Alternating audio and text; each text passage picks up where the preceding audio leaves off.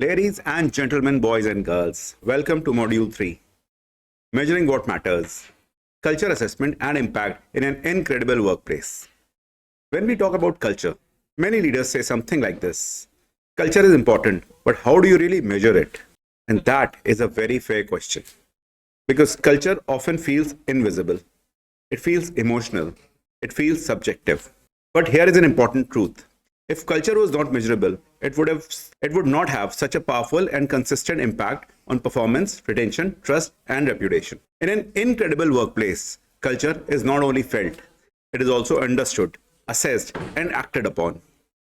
This module is about measuring what truly matters, not to control people, not to create reports, but to create clarity. And clarity is power, as you all know. Why leaders need to measure culture? Let me start with the leadership reality. Leaders measure what they care about. If we consider ourselves as leaders, so what we measure? We measure revenue, we measure costs, we measure productivity, and of course, efficiency. Customer satisfaction is a very, very important factor that we measure. But when culture is not measured, it sends an unspoken message. We all know that whatever management does and it not does, it sends a message. A message is automatically sent. And what message does it send? It sends culture is important, but not important enough. In incredible workplaces, leaders must understand that what gets measured gets attention. What gets attention gets action. And what gets action shapes culture. And let me tell you, culture measurement is not about numbers. No, it is about visibility. It helps leaders answer questions like, what are people really experiencing here? Where are we strong as a workplace? Where are we unintentionally hurting trust or engagement? What should we protect and what should we change? Culture measurement is not surveillance. One common fear leaders have is this.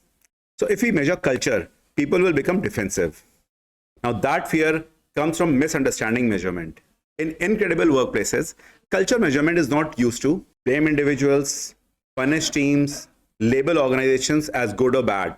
However, it is used to listen at scale, identify patterns, enable better leadership decisions. Measurement is not about catching people doing something wrong.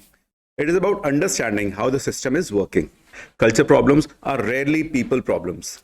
They are system and behavior problems. I hope you are able to connect with your organization. So, introducing a leadership lens, the Pulse framework. To measure culture meaningfully, leaders need a simple, structured lens. This is where the Pulse framework becomes powerful. Pulse helps leaders assess culture not as one vague concept, but as a combination of clear human experiences. A Pulse has a full form. P stands for purpose and values. Do people understand why organization exists beyond profit? Do they see values lived in decisions, not just written in documents? U stands for unified communication.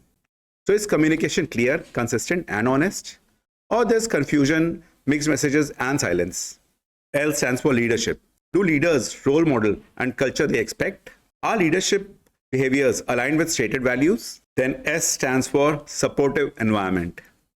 Do people feel supported to go to good work, fairness, respect, and psychological safety? E stands for environment for innovation. Are people encouraged to think, question, and improve?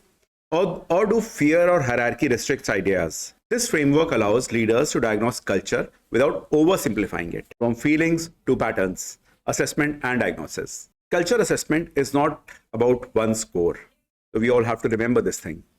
It is about identifying patterns. Leaders should not ask, is our culture good or bad?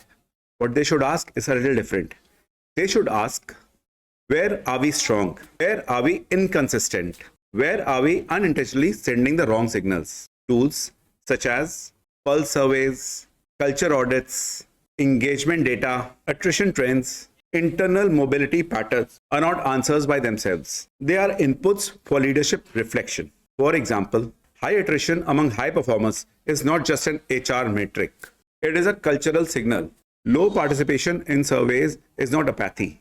It is often a signal of mistrust and fatigue. Numbers do not tell the full story, but they tell leaders where to look. Performance, KPIs, and culture impact we are going to talk about now. In incredible workplaces, leaders do not measure culture to create dashboards. They measure culture to improve decisions. So, what are the common culture link indicators? Common culture linked indicators include retention rates, internal referrals, engagement trends, absenteeism, leadership credibility scores, employee net promoter score, etc. But here is the leadership mindset shift. Culture metrics are not targets, they are signals. If engagement drops, the next question is not how do we increase the score? Question is what experience is causing people to disengage?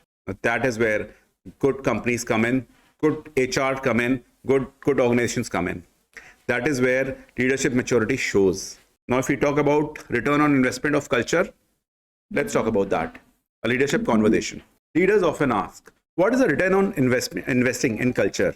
Because of course, leaders want some return in every investment. So this is also an investment. What is the return on investing in culture? The better question is for the leaders is what is the cost of ignoring culture? That is the other way around. The cost, now we are going to talk about what it shows up. The cost shows up as attrition of good talent, low trust, high conflict, compliance without commitment, reputation damage. And are these less challenges? No, these are major challenges. Now, incredible cultures do not create overnight return on investment. They create sustained performance. Culture is not a quarterly initiative. It is a long-term leadership investment. Measurement without action creates cynicism.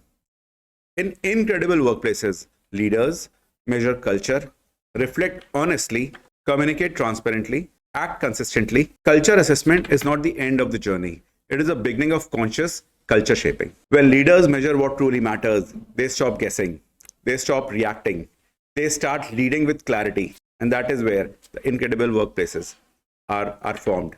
That is how incredible workplaces are built. That's the end of the module.